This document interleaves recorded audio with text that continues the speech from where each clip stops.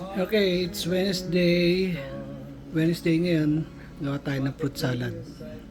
Yan, dalawang lata ng fruit cocktail, dalawang lata ng Nestle cream, condensed milk, at ang importante, ito nagpapasarap dyan, Philadelphia cream cheese. Yan, tapos ito ang gagamitin natin. Siyempre, pambukas niyan, ng delata, utensils, at saka bowl.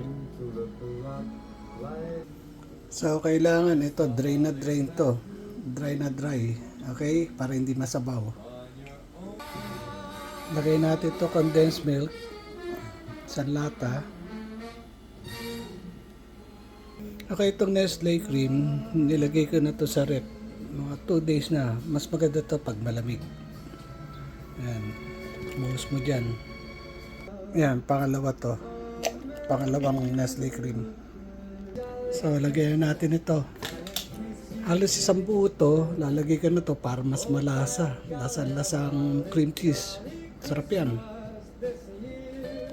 Yan, kita mo, sinaid ko na para mas malasa siya. Sarap niyan, ha? Yan ang sikreto niyan. Pero ngayon, hindi na sikreto. Nireveal ko na yung secret ko. Yan. Haloy-haloy nyo lang. Huwag masyadong durugin yung cream cheese. Masarap yung may buo-buo siya.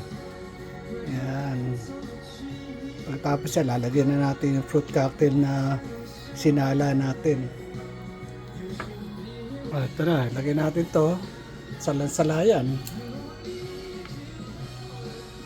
Alright. Tapos haluin natin ng gently lang ang paghalo para hindi madurog yung mga sangkap. Ibang klase yan, ha? Del Monte to yung fruit cocktail, kaya mas masarap to, may cherry siyang kasama. Yan, tapos na. Putya, pag kinain mo to, hindi makakalabit tenga mo at mapapamura ka pa sa sarap. Yan ang sikreto. Ngayon hindi na sikreto yan, alam niyo na kung paano gawin. Tikman natin ngayon to. Yan, tikman natin, ha? Kung ganong kasarap to. Oh my gosh.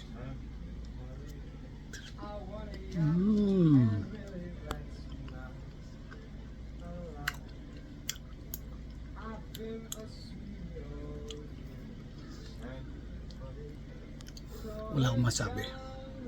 Kundi,